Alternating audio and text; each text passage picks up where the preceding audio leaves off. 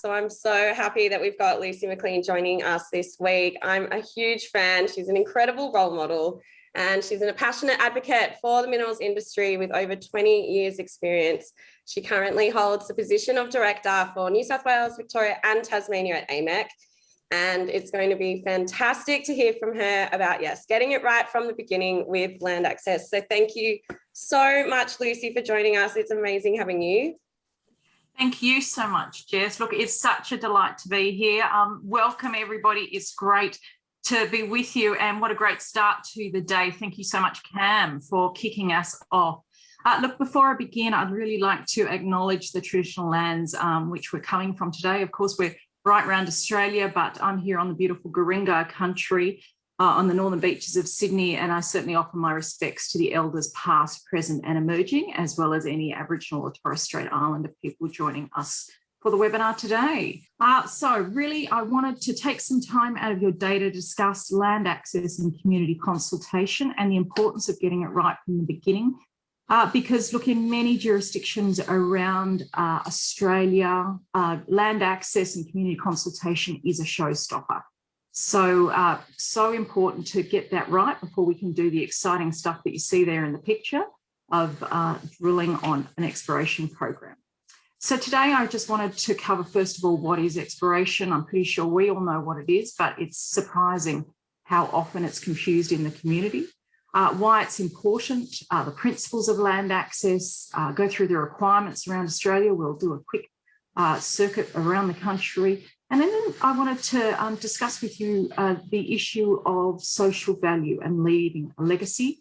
We'll have plenty of time for Q&A, but look, I would like to focus on private land access. Discussing native title and Aboriginal cultural and heritage is probably a whole nother GeoHug morning tea, so we can do that another day. So look, getting on to exploration. Exploration is not that beautiful hole in the ground that you see right there. This is exploration. We all know that it's short-term and low impact. And look, this is something that I like to emphasise with communities, that those stats that I'm sure we've all heard, that, you know, 1 in 10,000 or 1 in 5,000, depending on which stat you believe, exploration projects will ever go to mine, that it's a staged process, iterative, of course, depending on one stage to the other, starting with reconnaissance, something like this, nothing like a bit of geological mapping, sampling, drilling. I also always like to remind communities and governments that it's absolutely a regional industry, how we support the local regions, staying in the hotels, the pubs, the cafes, and of course that we are low impact and short term. So look, why is it important? And look, I think this is these photos are a pretty obvious explanation as to why it's so important. Noting that these photos of protests around what they term as mining is actually all from exploration programs. So look, this is why land access is so important. I think we all know the examples that have recently been splashed in media have affected our industry very widely, where community consultation and land access has not been done well, and the huge reputational issues that has caused, not just for the company, not just for the senior personnel, but certainly for their projects and certainly for the wider industry. So look, I think anybody who has been in the midst of these kind of troubles that you'll see there really knows how important it is to get it right from the beginning.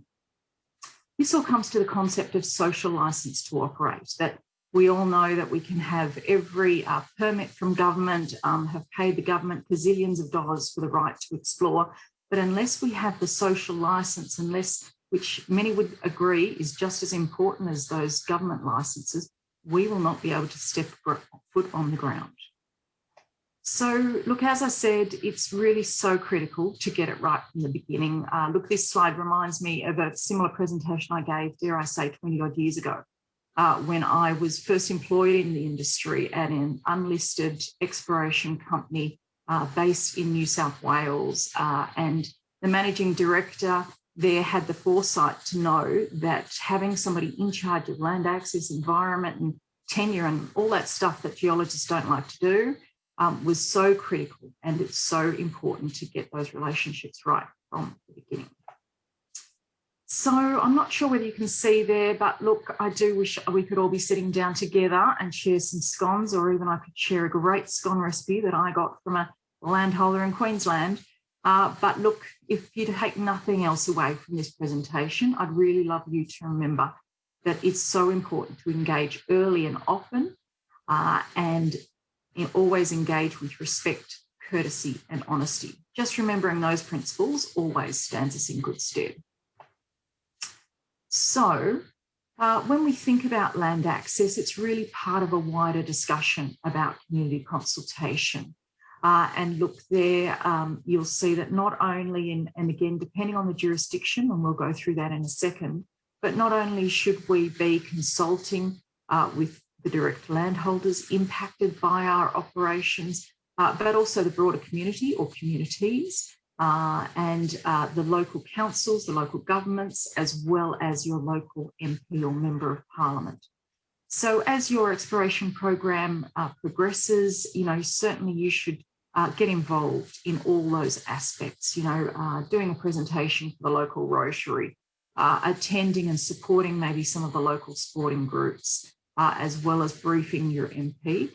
So important to ensure that they all know what you're doing, where you're at, and of course, if there are problems, they know who to come to. So let's go through the principles of land access as we see it. Look, I've used that beautiful photo of some great looking geology to remind you that as soon as you start getting excited by rocks, looking at maps, that is the time that you should start thinking about land access and community consultation. So again, we've got those guiding principles there. First and foremost, engaging early and often with respect, courtesy, and honesty. But look, also, if you remember that explorers are temporary visitors or guests on private property. And look, just like house guests, that relationship can turn sour, just like fish after 3 days. So look, it's really important to maintain those relationships too, just as any working relationship. Next point there is about understanding your rights and responsibilities. So that's your legal rights, as well as the leading practice, but also understanding the rights and the needs of the landholders in the community. So critical at all times. And remembering that different landholders will have different needs, as do different sectors of the community.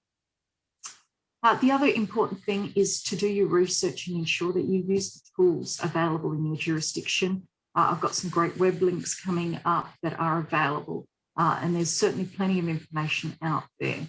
But look, it really is important that you follow that. And then finally, to meet or exceed expectations. So if you tell a landholder that you'll provide a copy of your Expiration license on Friday, then please do, or that you'll be sending the backhoe in on Monday morning, then it's just a courtesy to ensure that you meet those expectations. But it's also about exceeding expectations. And maybe doing that extra bit of rehab, maybe assisting in some way to ensure that you leave that good legacy for your company and for the industry. So now let's go through a lucky 13 steps on land access. Again, it varies in each jurisdiction, but look, here is some general steps. So first and foremost, it's all about that strategy and planning. Again, another beautiful photo of some great rocks. And it's important to plan and strategize early. It should be absolutely forefront. In some jurisdictions, written agreements are needed, so there's no point in starting that the day before you want to step on site. The next point there is probably one of the most important, and it's about investing resources, time, and personnel into community consultation and land access.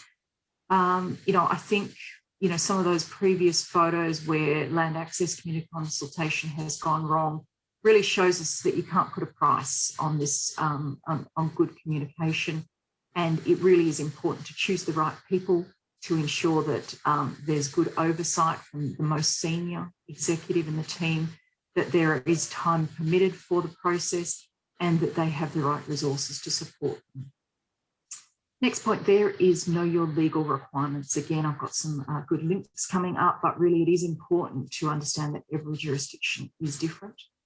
Next one there, to clarify when and where you require access. In some jurisdictions, we can simply send out a notice of entry, but in others, you would need to sign up thousands of land access agreements. So again, it's really important to be really clear on your exploration program and work out the land access requirements as needed. Fifth point there is doing your homework. So that's not just about who the landholders are, but it's also about what's happening in the community. Have they been impacted by fire, flood, bushfire? Have the Aboriginal community be affected by sorry days? You know, all of these are important factors to know before you step on the ground. That can be reading the local press, putting your ear to the ground at the local cafes. Look, it really is important to do your homework before contacting landholders. Next point there, make contact, and of course that old adage, first impressions count. So look there, you know, obviously, of course, especially if you have to do a written agreement, it's always best to have a meeting face to face, and do the little things, you know, take off your sunglasses when talking to somebody, take off your boots, take some time, invest time to build trust, as we have in that next point. Sit down, have that cup of tea and have the scones. It's amazing what you can learn about the land, about the geology, and to build that trust. So really do take time to ensure that you are making good contact and those first impressions do count. Next point there is all about following up. So look, as I mentioned, you know, certainly that's again a way to build trust and ensure that you do what you say you're going to do. You'll shut those gates, you'll follow up on any information or advice. Finally, there to also listen and negotiate. Again, each and every landholder can have different needs and requirements, and it's important that we can work around that wherever possible. 10th point there, meet or exceed expectations. We've already mentioned that, and just be mindful that that can come in all shapes and forms. Maintaining contact, as we mentioned, you know, just like any relationship, it's important to check and satisfy ensure that landholders are satisfied after every program and every time. Just as when you've got new people coming onto site, that you would do them the courtesy of introducing them, because your landholders and your community should really be your partners, just like your joint venture partners, and treated with the same kind of respect. Now, that last point there on maintaining records, it's a requirement in some jurisdictions, in others, it's just great practice. At the very least, an Excel spreadsheet that you include with notes about every time you phone a landholder, you make contact. You know, okay, you should always keep the same personnel managing community liaison wherever possible. But when you have to change, then those records can be invaluable to ensure that that continuity of understanding is maintained. Okay, so look, this is a great photo. We certainly hope this won't be your Friday night. But look, if negotiations break down or issues happen, this reminds me of a great presentation I went to with Peter Sandman, an American who's a leader in community consultation. And it was just after one of those oil spills where the company really hadn't done the right thing. And he reminded us all that there are two ways to approach it. We can either approach it like a child and say, I'm so sorry, to say it wasn't my fault, I didn't do anything wrong. Or you can approach it like an adult and say, I'm so sorry, what can I do to make it right? So look, that's a good guiding principle for when negotiations are difficult or issues come. So first of all, check the progress of any community consultation or negotiations. That should be done by senior management, and of course flag any issues early. It's always easier to have a phone conversation or nip things in the bud rather than leave it to 10 angry emails and letters to lawyers. So then, of course, it's good to consider changing personnel. So sometimes, you know, a landholder might want to talk to the head honcho, the managing director. Other times, a woman wants to talk to another woman. So look, this can be really important to consider a change of personnel, or indeed review your expiration requirements. You might be able to change your program to satisfy the needs and requirements of the landholder.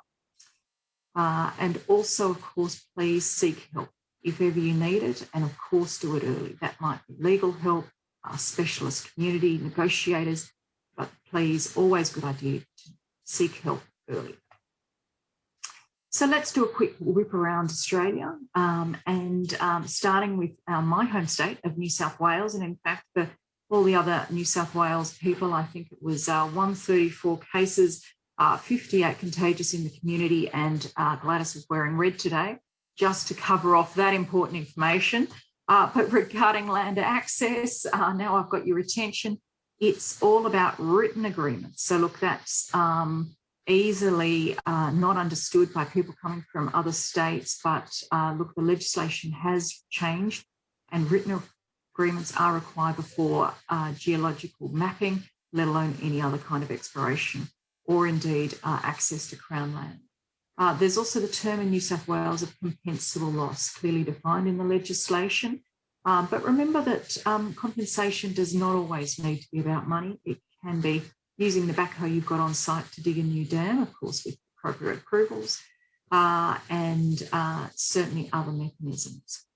With disputes, we've got a clear procedure that includes mediation, arbitration, court, but look, do be aware that those costs are borne by the explorer by and large, and can be very a lengthy and costly process. To assist you, we've got a whole plethora of agreements, codes and guidance material. At AMEC, we have recently released a great tool, dare we say, that has a clear guide. It's got an agreement, fact sheets and a video I'll go into in a bit more detail. It can actually be used right around the country. The New South Wales government has recently, finally, updated their template, so it now actually aligns with legislative requirements. There's also a compulsory code for community consultation for most expiration agreements. And there's also the New South Wales farmers have released a guide. Okay, so let's go north, if we're allowed to cross the border, to Queensland.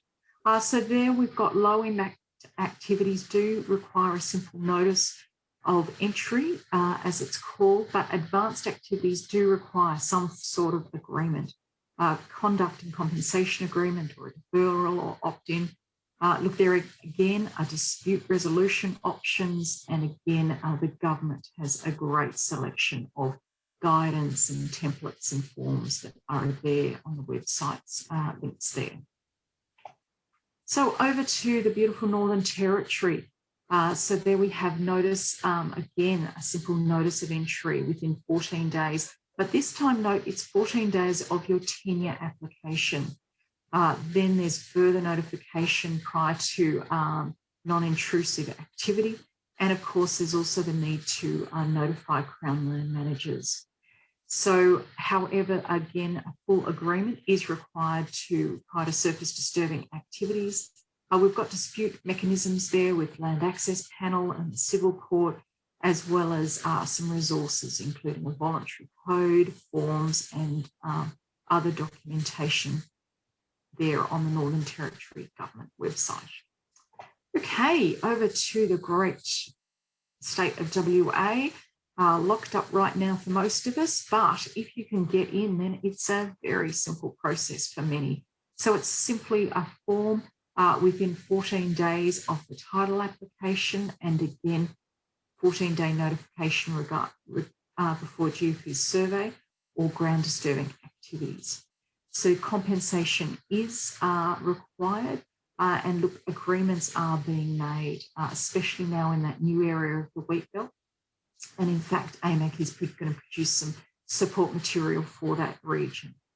Disputes do go to the Warden's Court, and do note the potential for costs awarded. And of course, again, the government has codes, forms, and further information for you. Okay, so round to South Australia, and in fact, there's recently been a parliamentary committee into land access. But again, we've got requirements for low impact activity notification with one notice of entry, and again, prior to advanced activities. And again, the option and the requirement there to have an agreement. disputes do go to a warden's course, and that MG4 is a great guideline, as well as there's a voluntary code available through the government website. Okay, round to Victoria.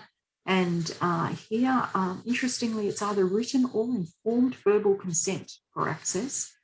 So compensation again is required for loss or damage. We've got the VCAT, or the alternative dispute resolution options there, as well as the mining warden. And again, the department have produced a code and a template agreement and resources. They were originally produced for the Staveley release, but certainly are valid across the state. Really important because, of course, booming exploration industry in Victoria, as it is in many of our states. So AMEC is actually producing a toolkit there for that jurisdiction, as well as the Minerals Council of Australia and the VFF, Victorian Farmers Federation. They've also recently released a guide and further information. Okay, and finally down to the Apple Isle in Tasmania. So there, it's a notice of intention 14 days prior to exploration activities. Approval is needed from the department for the Crown land. The dispute does go to the department prior to grant of licenses. And again, there's options for codes, forms and resources. So look, at the very least, you'll see that the requirements do vary considerably around Australia. Look, we'll be producing some comparative information very soon in a form of a spreadsheet. So that will be a handy tool, and we'll have that on our website very soon that shows you those requirements and all the available web links. So to go through some of those resources, look, I did want to promote this guide that we've recently produced at AMEC for land access. It is for New South Wales, but look, it does have a lot of this information, and it really is very much written as a 101. So it's a how-to guide because we know there's a whole lot of new staff undertaking land access and community consultation. So that very much is a step-by-step process of what is good practice. We've also produced a template agreement. As you saw in many states now, there are agreements being made, and not all of them do have template agreements. So look, we produced this one, which is again for New South Wales. It's got that first page that is just overview information. The next page is where you put in your details, the landholder's details. There's a few pages of legalese, and then the final page allows us to put in compensation as well as a guide rate, and importantly, of course, the signature area.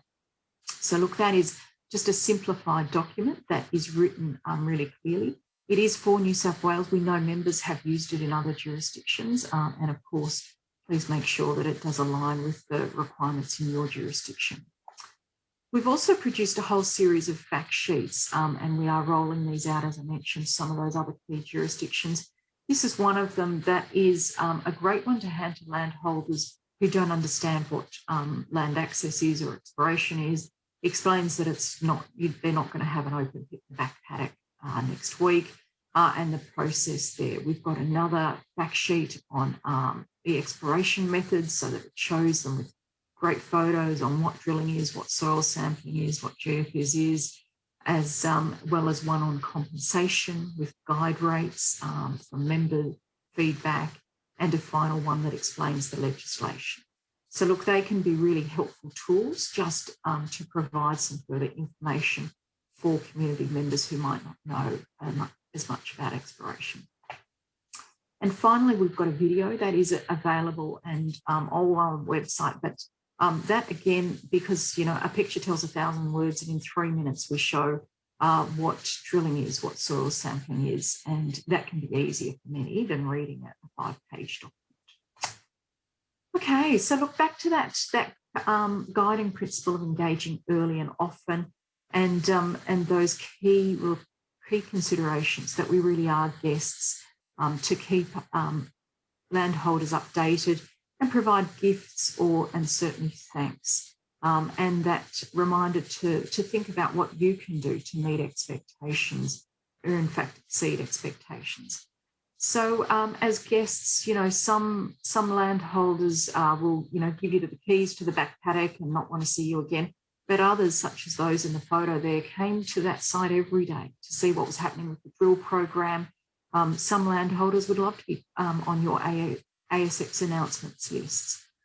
Some would love a newsletter. So look, it really is important to ensure that you keep that information up to the landholders in whatever form they want.